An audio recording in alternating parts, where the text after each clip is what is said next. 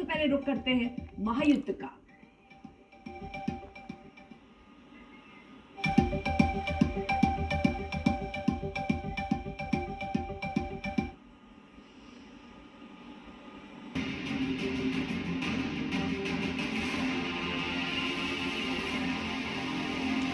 This could, there is going to be a final conflict, Arpita. Okay, when these three religions are going to fight. But when that is going to be, should not be hastened, it should be delayed. Israel कभी भी Iran के हमले का बदला ले सकता है। Israel ने एक बार फिर दोहराया कि इजराइल के हमले का जवाब, ईरान के हमले का जवाब इजराइल जरूर देगा। सवाल है कि क्या इजराइल ईरान के परमाणु ठिकानों को निशाना बनाएगा? G7 देशों ने आपात बैठक में ईरान के हमले की निंदा की। इजराइल को समर्थन मिला है, लेकिन अमेरिकी राष्ट्रपति बाइडेन ने साफ किया कि ईरान के परमाणु ठिकानों पर हमले का समर्थन वो नहीं करते और इजराइल को भी कह दिया गया है कि ऐसे हमले ना करें। ईरान के परमाणु ठिकाने निशाने पर हो सकते हैं इजराइल के, और हाल में इजराइल का समर्थन करते हुए देश नजर आए हैं। लेकिन फिलहाल ये युद्ध और आगे ना बढ़े, परमाणु ठिकानों को निशाना इजराइल ना बनाए, इसके लिए भी कह दिया गया है। लेकिन इजराइल क्या करता है ये देखना होगा।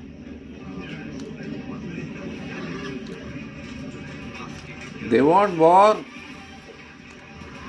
If Netanyahu wants to survive, he has to have war, Arpita. Let me play some music in the background. I'm sick and tired of watching the war news.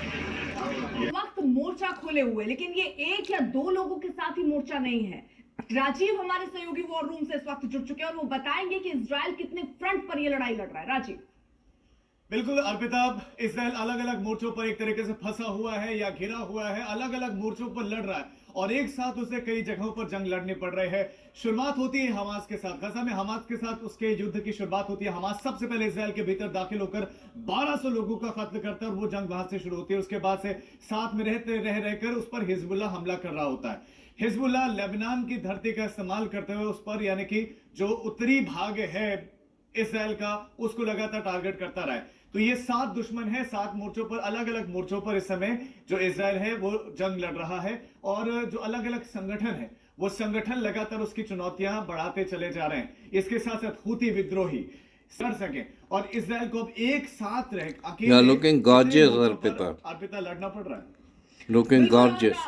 जिस तरह इजराइल के सामने चुनौती है, क्योंकि May your beauty जंग remain. सुरक्षा की है और इसीलिए I like हम this देश kind के of लोग hairstyle. समर्थन भी कर रहे हैं कि अब This is the इजराइल जब ये best. जंग लड़ रहा है तो अपनी सुरक्षा के लिए। ये कब खत्म होगा, ये भी कई तरीके के सवाल उठते हैं, लेकिन ये भी सिर्फ इजराइल ही तय कर सकता है कि ये युद्ध कब आप तय करो। हिजबुल्लाह चीफ नसरुल्लाह के आप तय करो, इजराइल ने जमीनी मैं जंग दुआ की है। करता हूँ। इजरायली सेना वैसी लेबनान होगा। के 2 किलोमीटर अंदर आप बताओ, मरूल आपको रस्ता चाहिए पहुंची, क्या? जहां हिजबुल्लाह के लड़ाकों वो ने आपको 18 हम साल बाद इंशाल्लाह दिलाएंगे। हिजबुल्लाह का दावा है कि इजराइल को करारा जवाब दिया गया है। इजराइल के निशाने पर है। आज तक संवाददाता अशरफ वानी लेबनान के बेरूत में ग्राउंड जीरो पर मौजूद है, जिस जगह इजराइल ने हमला किया वहां से देखिए उनकी ये रिपोर्ट।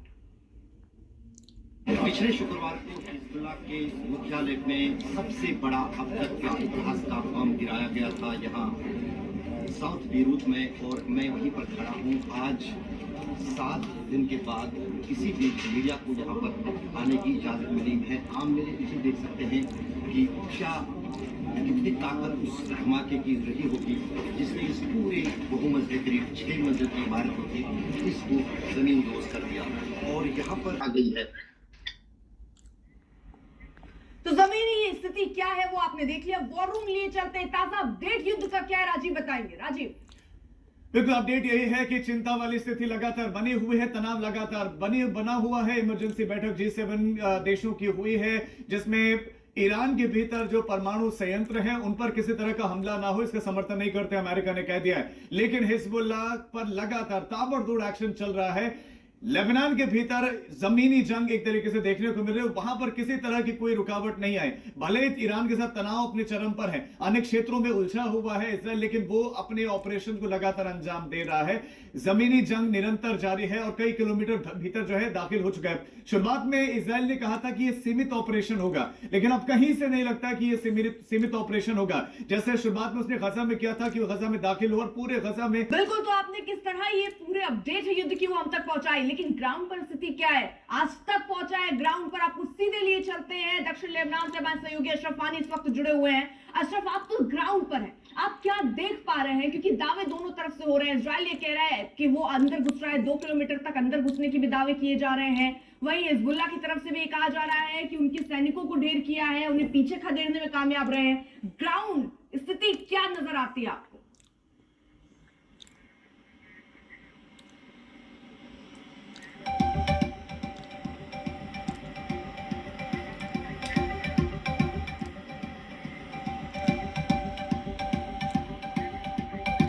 शायद अशरफ साहब, जब इजराइल पर 181 मिसाइलें दागी गई तो इसको लेकर تلاشم بر این بوده که بگیم ما به دنبال صلحیم، ما به دنبال آرامشیم.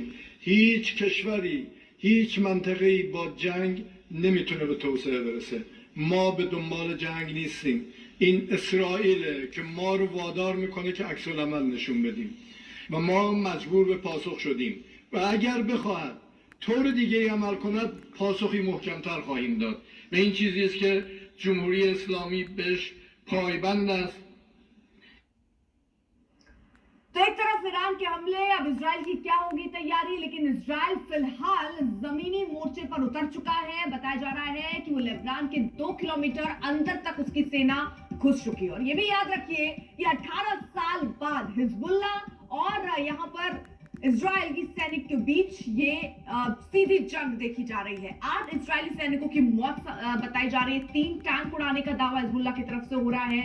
वहीं मरन अल अरफ गांव में ये युद्ध चल रहा है, पीछे हटी है इजरायली सेना। हिजबुल्लाह ये क्लेम कर रहा है, हिजबुल्लाह की तरफ से दावा किया जा रहा है कि उनके टैंक हमने ध्वस्त किए, उनके सैनिकों को हमने मारा और उन्हें पीछे खदेड़ दिया है। वहीं ईरान में हमले का प्रण है, निशाने पर परमाणु ठिकाने हैं क्या, हालांकि चेता दिया गया है कि ऐसा इजराइल को नहीं करना चाहिए। अमेरिका की तरफ से भी चेता दिया गया। वहीं लेबनान में जमीनी जंग जरूर छिड़ी हुई है, जो लगातार पहले से ही चल रही थी, जिसको और आगे बढ़ाने की कोशिश इस वक्त इजराइल कर रहा है। 8 इजरायली फौजियों की मौत की खबर अभी तक आ रही है। ईरान के बाद हिजबुल्लाह का हमला है, इजराइल पर 240 मिसाइलें दागी गई हैं। तो इजराइल केवल एक फ्रंट पर नहीं, हमास, हिजबुल्लाह, यमन, इन सब मोर्चों पर वो लड़ता हुआ नजर आ रहा है। लेकिन अब जब ईरान ने उस पर अटैक करा है, मिसाइल हमले, अप्रैल के बाद ये दूसरी बार बड़ा हमला उससे देखा जा रहा है, बड़ा हमला हुआ है। अब इजराइल क्या जवाब देता है ये भी देखना होगा। लेकिन क्या परमाणु ठिकाने जो हैं ईरान के, उनको निशाने पर लेगा इजराइल? ये एक बड़ा सवाल बना हुआ है। आगे बढ़ता हुआ नजर आ रहा है, सीधा आपको वॉर रूम ले चलते हैं हमारे सहयोगी राजीव के पास। देखो अर्पिता, अमेरिका की भी निगाहें और अमेरिका की बड़ी चर्चा हो रही है। ये कहा जाता है कि इसराइल को बैक करता है अमेरिका और वो कह भी चुका है कि हम पूरी तरह से इसराइल के साथ और वेस्ट कंट्रीज हैं। लेकिन पूरे मिडिल ईस्ट की बात करें, अलग अलग देशों की बात करें, वहां पर अमेरिकी सैनिकों की मौजूदगी है, लेकिन कितनी संख्या है वो हम आपको मैप के जरिए दिखा रहे हैं। सबसे पहले हम ईरान का मैप देखें।